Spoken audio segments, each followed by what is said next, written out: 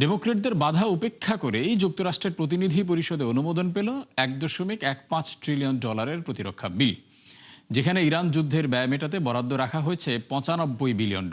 তবে সিনেটে পাশের জন্য পর্যাপ্ত সমর্থন না থাকায় বিলটির ভবিষ্যৎ নিয়েও তৈরি হয়েছে অনিশ্চয়তা। বিস্তারিত জানাচ্ছেন নুজহাত রাহনুমা।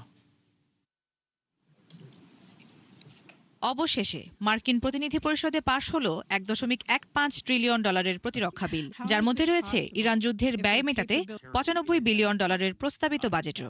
এছাড়া ইসরায়েলের সাথে সামরিক সহযোগিতা বৃদ্ধি, যুদ্ধ প্রস্তুতি, অস্ত্র ও সরঞ্জাম কেনা এবং সেনাদের বেতন বাবদ ব্যয় হবে এই অর্থ। 216-214 ভোটের ব্যবধানে অনুমোদন পায় আলোচিত বিলটি, যার ভবিষ্যৎ নির্ধারণ হবে মার্কিন সিনেটে। তবে এমন বিপুল অঙ্কের বিল নিয়ে ঘোর আপত্তি ডেমোক্র্যাটদের। এর মধ্যে ইরান যুদ্ধের $37 বিলিয়ন খরচের তীব্র বিরোধিতা করে তারা।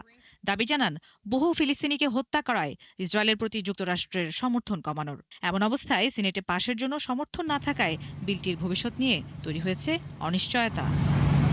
প্রতিরক্ষা বিলের বড় অংশ ব্যয় হবে ইরানের বিরুদ্ধে অভিযান, প্রতিরক্ষা ব্যবস্থার উন্নয়ন ও সরঞ্জাম ক্রয় এবং সৈন্যদের জন্য 7% পর্যন্ত বেতন বৃদ্ধি ও আবাসন নির্মাণের অর্থায়নে।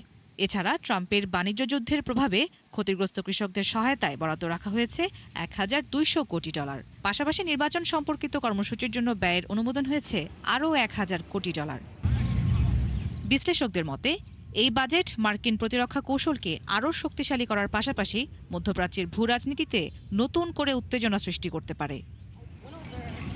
নুজহাত রাহনুমা, ৭১।